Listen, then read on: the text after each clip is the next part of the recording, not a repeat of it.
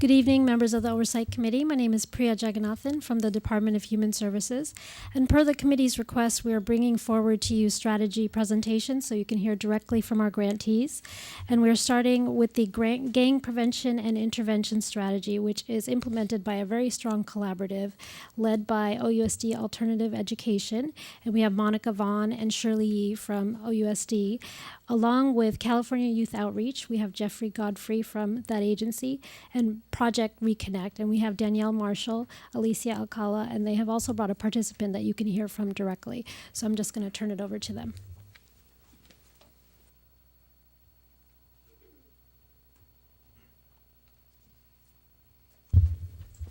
Good evening. Hi, I'm Monica Vaughn. I'm the Director of Alternative Education for Oakland Unified School District. And thank you for inviting us here this evening. We're really proud of the project and eager to share with you. Our gang prevention strategy through Oakland Unite consists basically of three primary components. And we have a whole team here who's going to explain a little bit about each component of the strategy, and then we hope to field any questions that you might have. So we do three things. The first thing is we do parent education workshops, and that is led by our partners from Project Reconnect. Danielle Marshall and her team is here this evening. And the second component is that we do a lot of training for OUSD staff, as well as our partnering organizations who work at the school sites and our expanded partners who are working with our youth. So could be Department of Probation, social services, all over. And so we do professional development workshops, and that work is led by our partners at California Youth Outreach, led by Jeffrey Godfrey, and also the other group that does that work is HTA's Pride Project, led by Juan Carlos Carmona.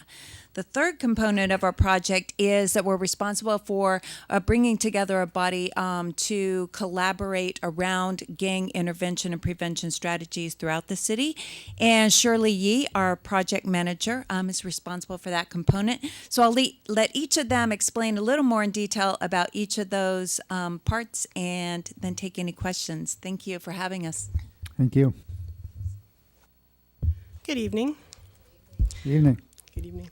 As Monica mentioned, my name is Shirley Yee, and I'm the project manager for the Gang Prevention Grant with the Office of Alternative Education with OUSD.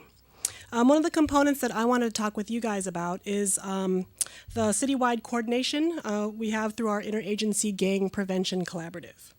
So we host this meeting, which is a quarterly collaborative, which is a body made up of about 15 community-based organizations and public agencies. The quarterly meeting also combined forces this year with the Measure Y Central East and West Oakland teams, which focuses on city trends around violence and gangs in Oakland. So the collaborative focuses on four different things. One is to share information about the current trends around the city around violence and gangs. The second one is to build collaboration and exchange knowledge between the IGPC members. The third focus is to build capacity of participating agencies to better serve affiliated youth at the prevention and intervention levels. And the fourth is to inform gang prevention and intervention strategies across the city and at the provider and policy levels. Our collaborative has been meeting since 2007. And if you have any questions about that, I'm happy to answer at the end. And then I will introduce Jeffrey Godfrey, the Executive Director of California Youth Outreach. Good evening. Good evening. As Shirley said, my name is Jeffrey Godfrey from California Youth Outreach, and our part of this whole collaborative is to provide trainings for other service providers, OUSD, probation, anyone who works with the population that fits the demographic. And our objective is pretty simple. We want to build as much capacity as possible in people who do work with this population. The population that I'm talking about, excuse me, are gang-involved youth, at-risk youth, and we want to give the providers as many tools, as many techniques and strategies as possible to, one, be able to connect with the youth, service them properly, and refer if necessary. And we do this because our entire staff is from Oakland, and our entire staff understands the city, They understand the gang culture. They understand the current trends. So what we do is we share these information with other agencies. We share them with probation. We share them with OUSD. We share them with after-school providers because they're not trained in this. So what we do is we share our expertise with these other providers, and that way we are able to collaborate and better serve the youth that for the demographic. I'm going to turn it over to Danielle now. She's going to talk more about the parent training component. Thank you.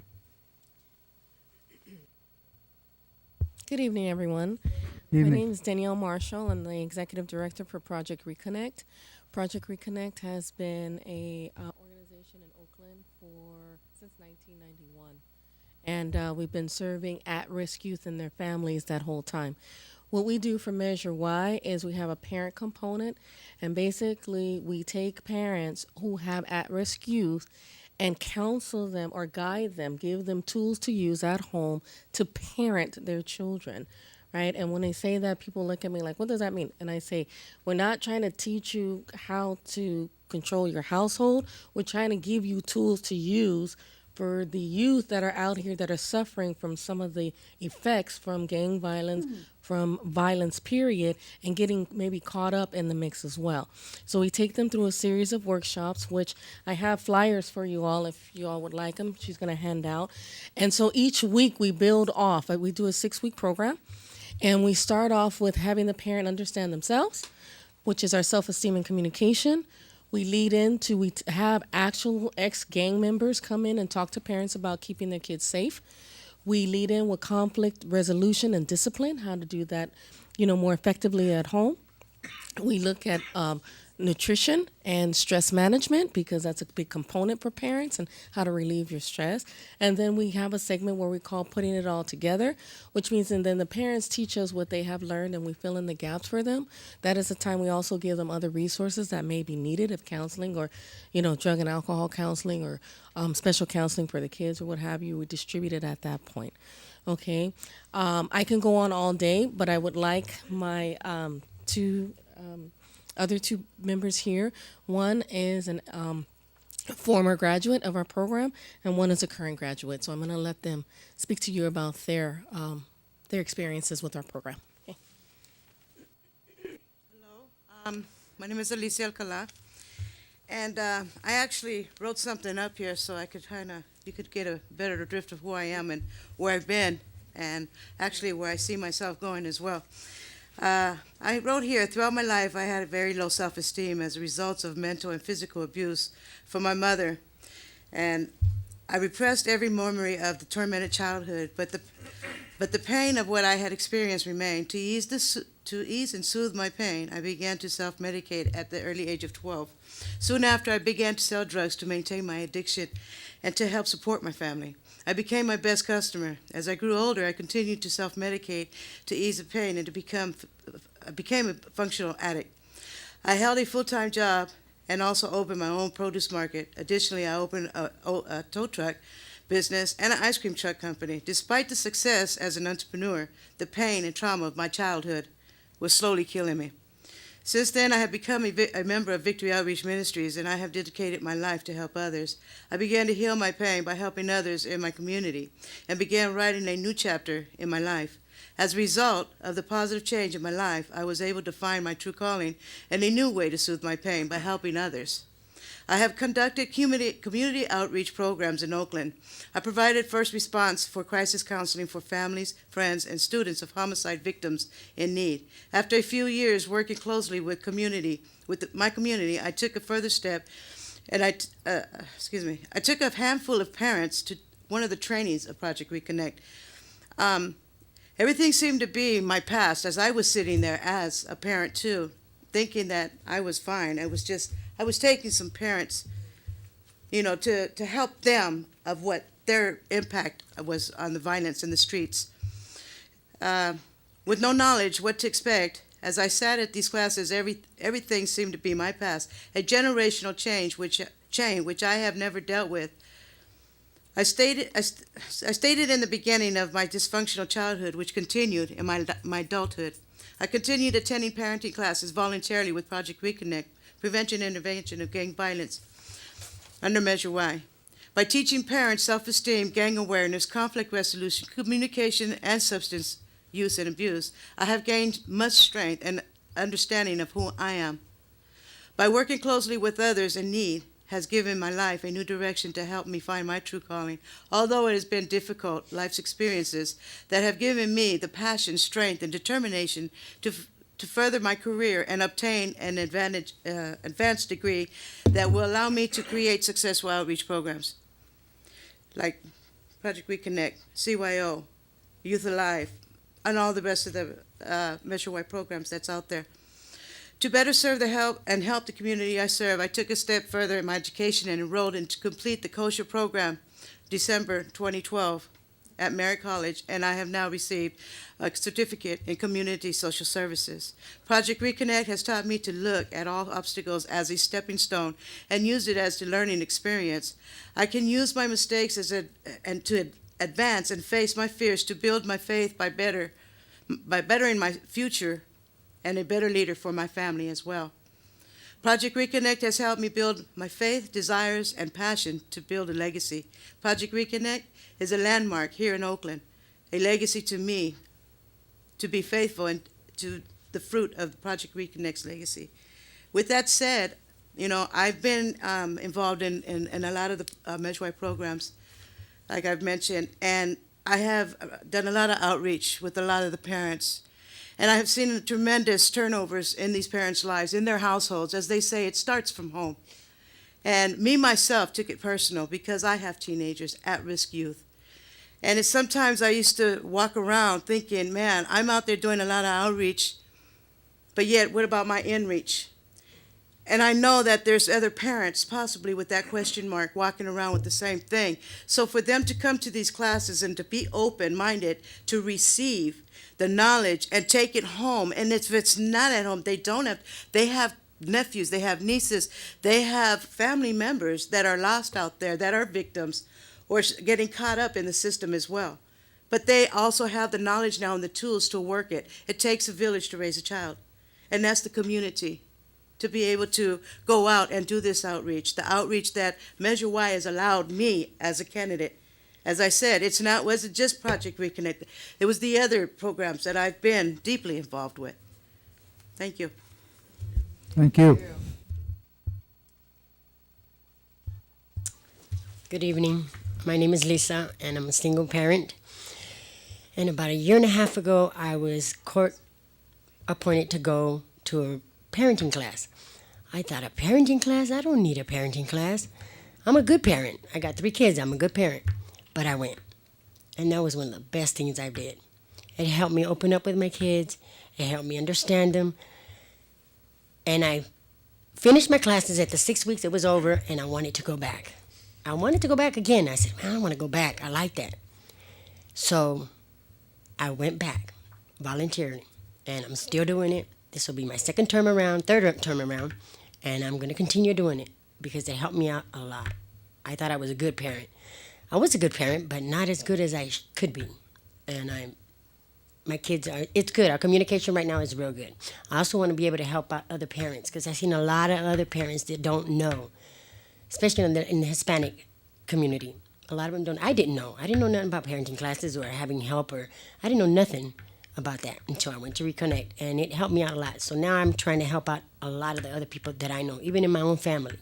I can help you out. Go to these parenting classes. They say, nah, go. They're good. They'll help you out. And they help me out. So I'm going to continue to go, and I'm hoping they're going to stay going here because I'm going to continue. I like it. It was good. It was great. Okay? Thank you. Thank you. So I want to thank the whole team, and particularly our participants who are willing to give up their time this evening to come share with you. I think it is the most powerful way to hear about our programs. If the committee has any questions for any of us, we'd be happy to answer them. Melanie? I do. I want to start out with some comments. First of all, thank you for coming. I think oftentimes I'm always very vocal about the expiration of Measure Y and the disconnect that exists in terms of the resources on the ground and voters. And at the end of the day, as a voter, people want to know what impact has Measure Y made. So your stories tonight we're very powerful, and people who are watching will actually be able to have a direct correlation between this is the impact that Measure Y dollars are making. And so to DHS, thank you for incorporating stories like this. And I feel like we need to continue to incorporate these stories because this is going to expire, and voters at the end of the day are going to say, why are you asking for my $80+ in parcel tax? That's my first piece. So thank you so very much for sharing your passionate stories. In terms of the collaborative, just a couple of questions. A, how much support do you get through Measure Y? B, how are participants identified for the program? And then I may have a follow-up question for you. Can I just clarify the question about identifying participants? Are you talking specifically about the parent participants or the participants in all of the trainings? Any participants who come under Measure Y funding for this particular collaborative? Sure. And I'm going to ask for some help from each of you to come on up and maybe speak a little more in detail.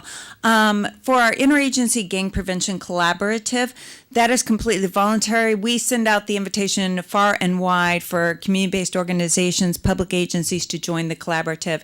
And we have over 15 community-based organizations, everything from mental health to after-school providers, other Measure Y recipients, and in addition to that, we also have county and city agencies, DHS, mayor's offices participated, Department of Probation, etc. For, and Jeffrey, if you can help me out with, Jeffrey. For our trainings that we do for staff and also for outside agencies, through OUSD, we've really advertised widely to school sites that we can come in and do staff development workshops when schools are doing their staff development.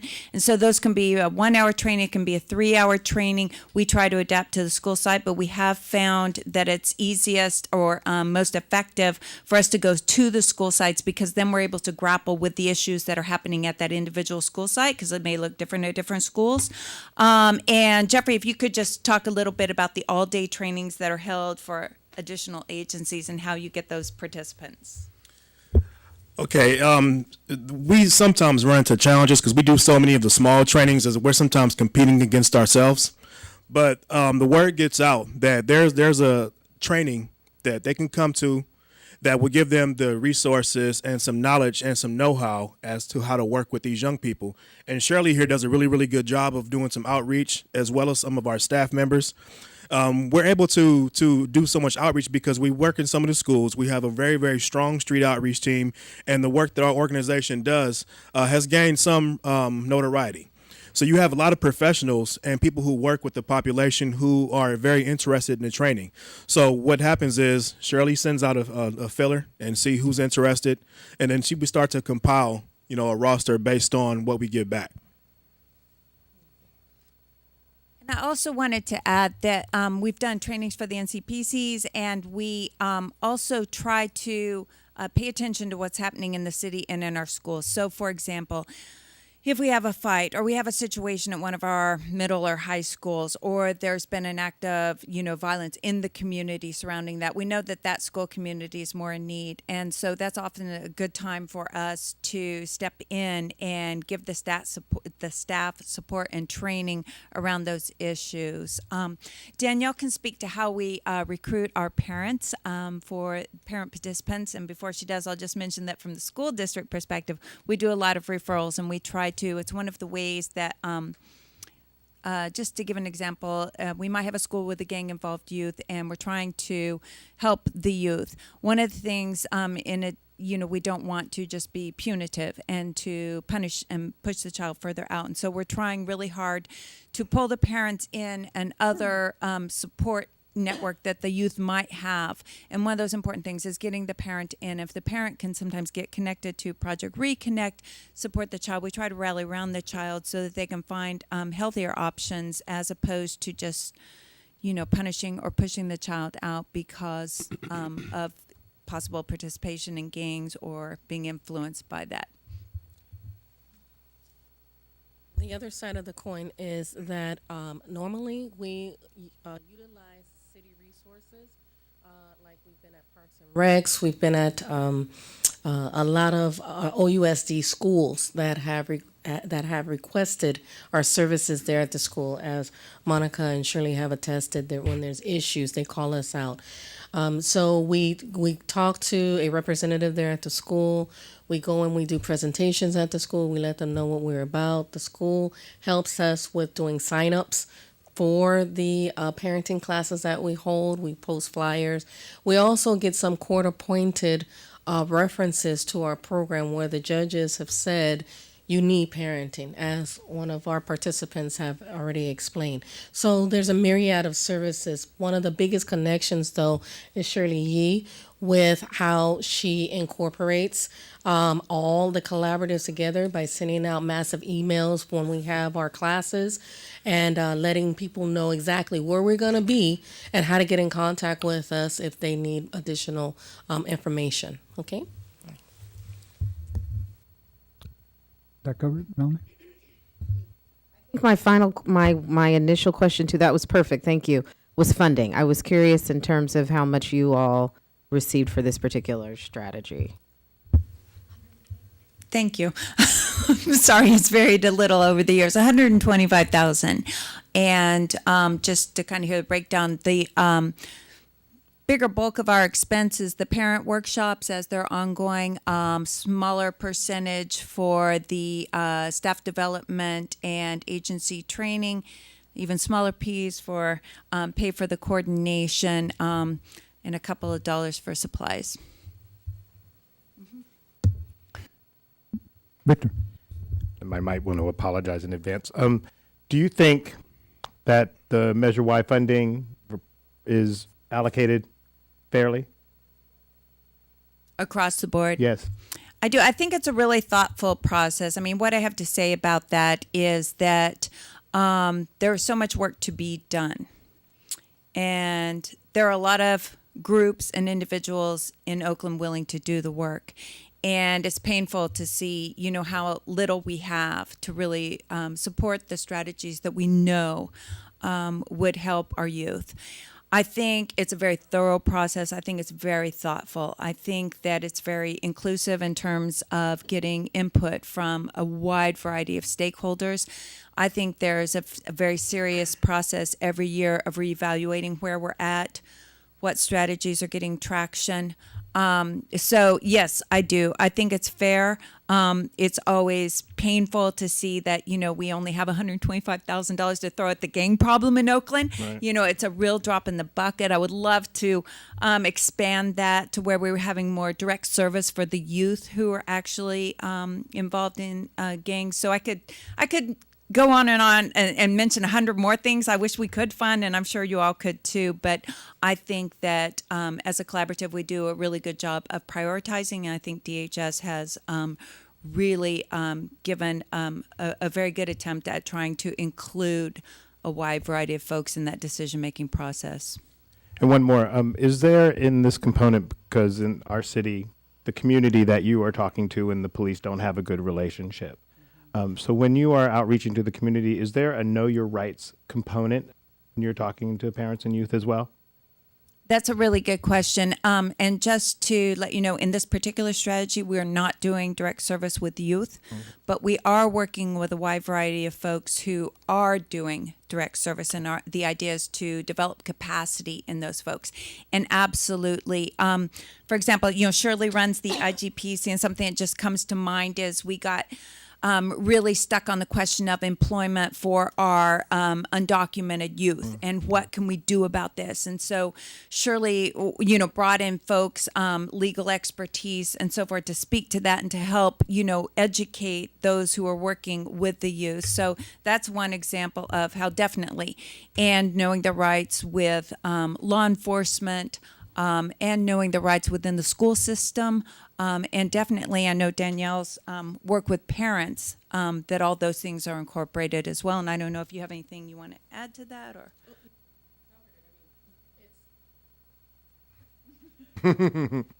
When Measure Y first started and we started the parenting program in Oakland, there was a huge ICE presence in Oakland. And so we had huge challenge with getting parents to come, especially undocumented parents to come to our programs. So from that very beginning, we had to initiate a Know Your Rights segment to let them know what was legal for them and what wasn't and what could happen to them. We told them as part of participating in the program, by that simple fact, they would get a lot more information than they would if they sat home silent. And we also have different agencies like Spanish Speaking Citizens Foundation, Emigración de Legal, who we can send our parents to find out what their immigration rights are, what other rights they have, employment rights, things like that, so that they can actually contribute better to the city of Oakland. Okay? Thank you. Any other questions? One last question. Can faith institutions participate in the trainings? Absolutely.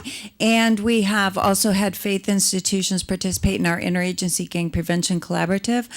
We found it to be a really strong partnership in terms of getting participants and speaking to some, groups that, for example, in the school system might not be trusting of the institution, but we've gone out and we have done trainings at churches. And so that's welcome and encouraged. Yeah. Anything else? I had a couple questions. A comment. Alicia was involved in the in her work when Marco Casillas was killed. I really appreciated the great job that she did there. It was really a great comfort to the family. My question is, I have two. Do you do what's the extent of the coordination with street outreach? I'll let Shirley come up and mention, but I'll just, as a preface to her mentioning some things, say that one thing that I've really enjoyed about being part of the Oakland Unite Collaborative is how we really work as a collaborative.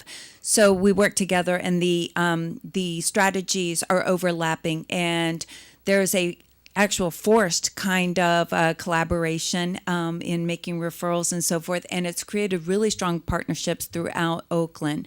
So we depend on the other agencies who are doing different strategies. So I'll just mention that, and then Shirley can speak to street outreach. So at the IGPC, at the collaborative, we've combined forces this past year with the Measure Y, the Y teams that I was mentioning, the East Oakland, Central Oakland, and West Oakland, so that the folks from the street outreach team come to the IGPC to share what their updates are about the violence trends, about what's happening in the community. Okay, and my second question is, have you seen, with the growing number of Latinos, have you seen a corresponding growth in Latino gangs?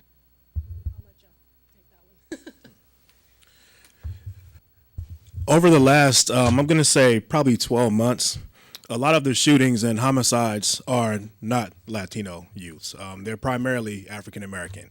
There has been a big rise in African American TERFs. The Latino gangs are still there, but they haven't been as active as they have been in previous years. Do you have an idea as to why that's the case? Well, I could speculate, but I'd rather not. Yeah. I'm sorry, I'm going to jump in on this one, but yes, I could say the fact that there's more parents coming out, and they're actually getting etiquette on what's going on out there.